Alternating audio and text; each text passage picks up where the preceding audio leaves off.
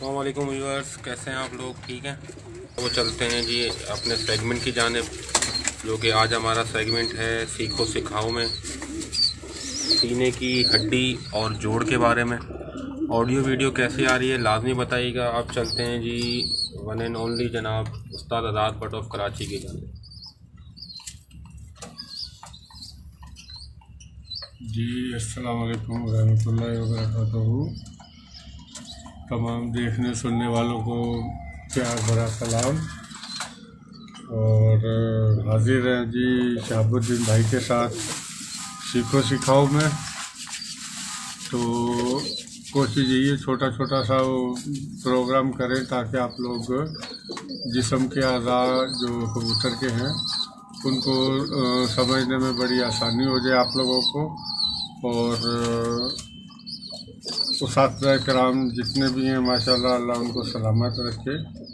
जो बताते हैं उनका शुक्रिया, जो नहीं बताते उनका भी शुक्रिया।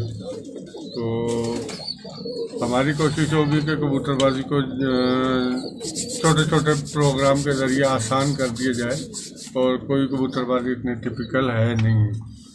तो आज इन्होंने उन्वान कहा कि जी सीने की हड्डी कैसी होनी चाहिए और इसका क्या काम है।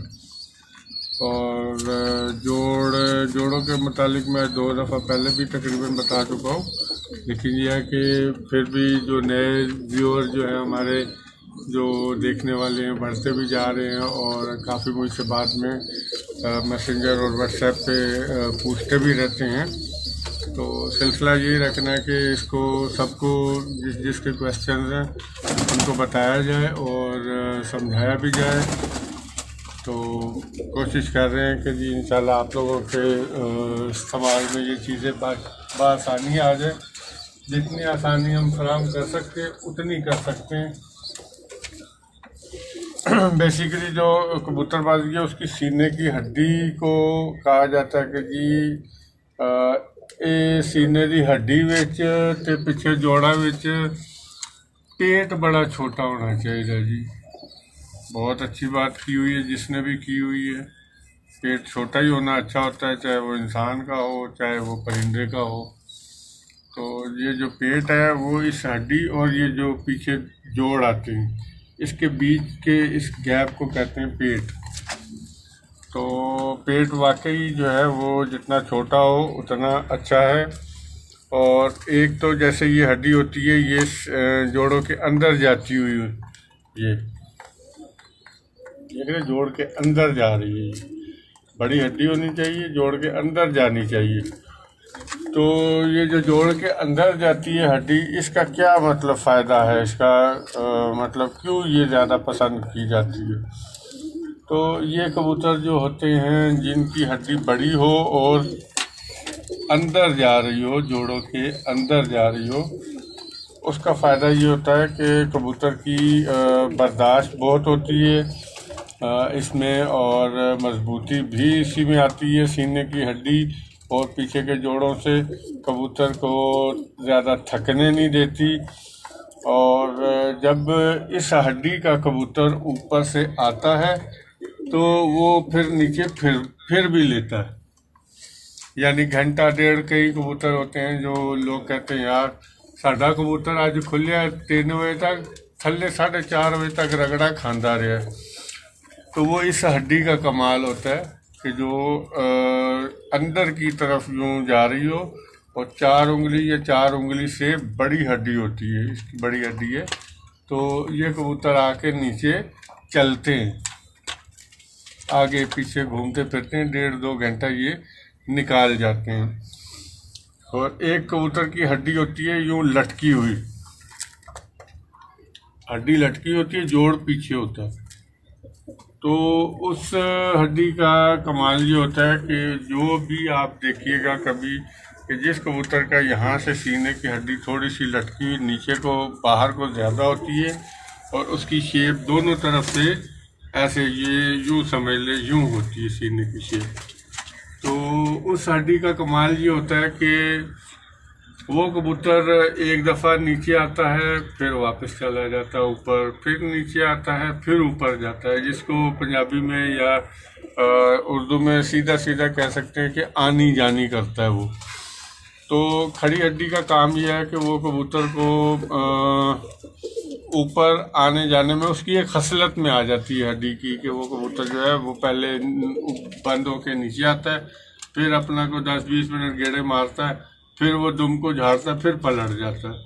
तो ये 1 से 2 से 3 मरतबा तक ये ज़्यादा से ज़्यादा कर सकता है। और वो खसलत आती है, वो जो खड़ी हड्डी का कबूतर होता है उसमें ये खसलत आती है कि वो आनी जानी करता है। माशाल्लाह इस टाइम तकरीबन 95 लोग हमें देख रहे हैं। जी बहुत शुक्रिया। और अच्छा, एक सवाल उस्ताद जी जहन में आया है, मुमकिन है कि उसका ताल्लुक शायद हमारे टॉपिक से ना हो। पुराने उस्ताद जो होते थे, जो मेरे वालिद साहब ने मुझे बताया है कि उनको ये पता होता था कि मतलब मेरा फ़लाँ कबूतर फ़लाँ टाइम पे फ़लाँ जगह से ही खुलेगा।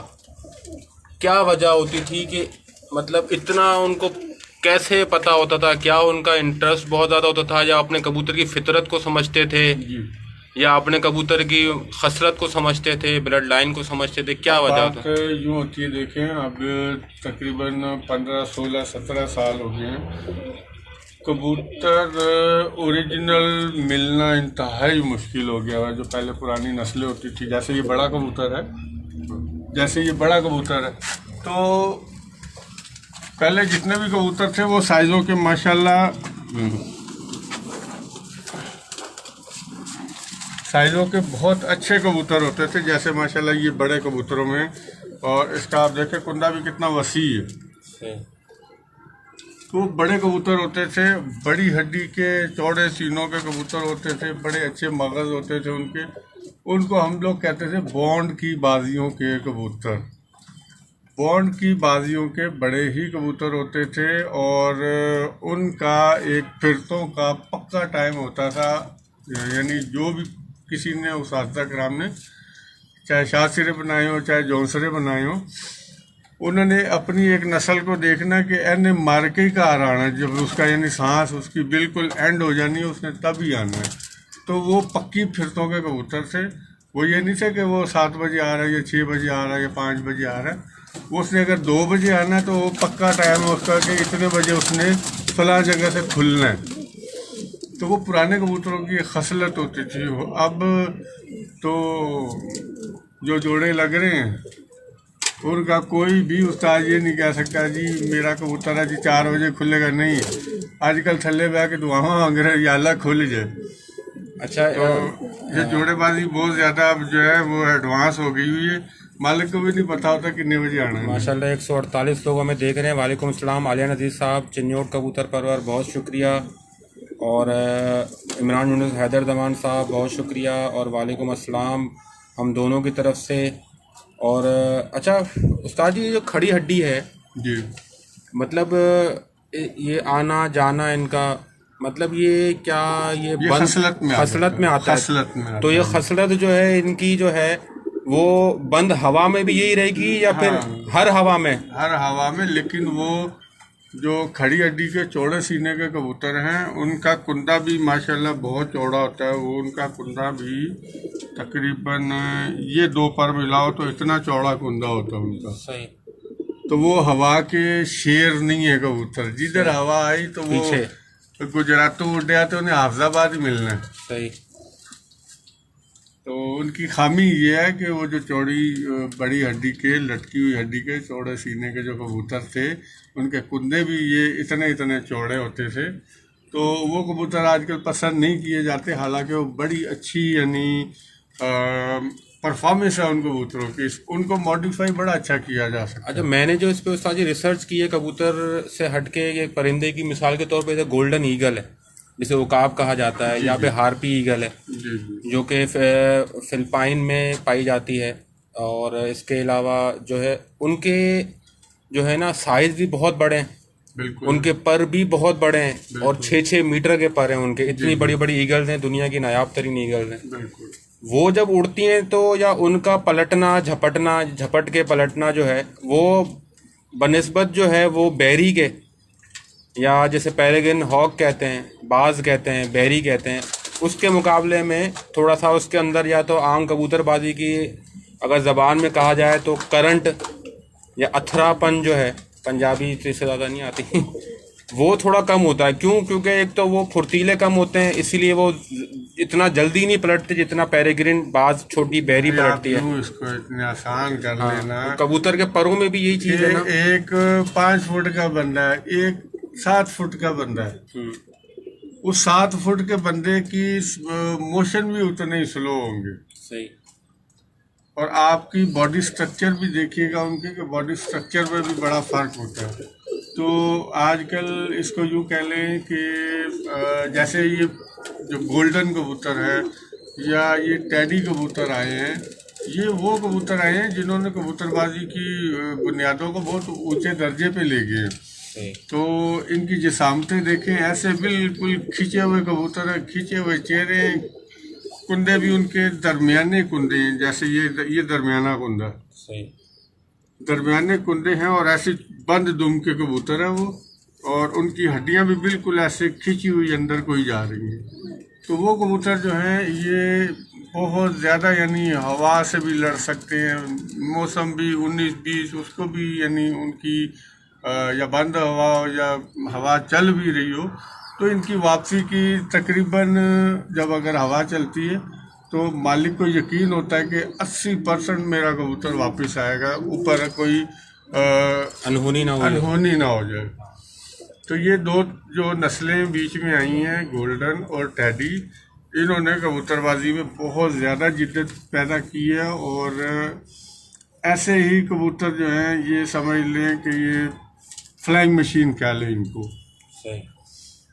अच्छा, मेरे एक दोस्त हैं, उन्होंने कबूतर मार्केट से ख़रीदा जी। उस कबूतर ने जो बच्चे मारे वो अपने से बड़े मारे, जबकि मादी जो उनके घर की थी उनको वो समझी हुई ब्लड लाइन थी कि वो बच्चे दरमियाने ही मारती है।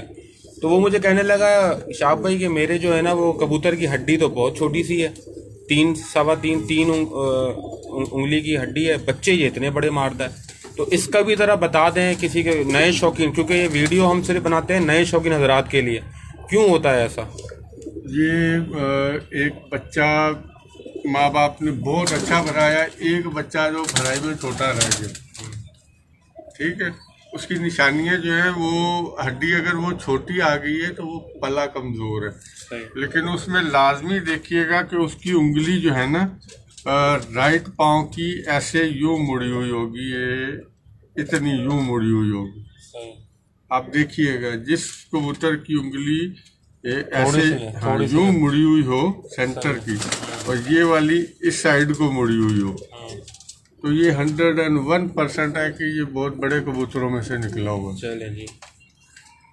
अच्छा, एक मिसाल एक मेरे पास भी है ऐसी, जाल में भी माँ बाप भी हैं उसके, बच्चा उनका छोटा सा चूजा ही लगता है। कौन सा? ये वाला बहुत बड़े अच्छे माँ बाप का बच्चा है ये, लेकिन जो है वो क्योंकि बीमार पला था, मुड़ना शुरू हो गई। हाँ, ये देखें, जैसे जैसे ये बड़ा होगा, अब इसके माँ बाप बड़े ये देखें, तो यहाँ से मुड़ना शुरू हो गई है। ये इस साइड को मुड़ेगी, ये इस साइड को मुड़ रही है। जैसे जैसे बड़ा होगा ये उंगली में कर्व ज्यादा आ जाएगा। सही। अब ये खुद छोटा सा देखें, इतना सा निकला हुआ है। हाँ। और ये बच्चे इतने बड़े बड़े मारेगा ये। हाँ। माँ बाप इसके बहुत बड़े कमजोर है ना बेचारा। हाँ। इसमें जान ही नहीं। इसका एक भाई तो वफात पा गया था मेरे पास आते ही। और जोड़ों की जो बात आती है तो कबूतर के 2 किस्म के जोड़ हैं, एक ये जोड़ है, एक ये जोड़ है, ठीक है। ये आप कहते हैं बकौल जमूर जोड़ जो मोची के पास आला होता है, ठीक है। ये तो मेरा पसंदीदा है, मेरा और एक ये जोड़ है। सही है। इस जोड़ के जो एंड की हड्डी होगी उस पर देखिएगा एक हल्का सा मोती सा बना होता है। हाँ। अगर वो मोती सा बना हुआ इस जोड़ में फ्लेक्सिबल होना चाहिए, लकड़ वाला नहीं होना चाहिए वो। और ये जोड़ इंतहाई कामयाब जोड़ है परवाज़ के लिए भी और ब्रीडिंग के लिए भी।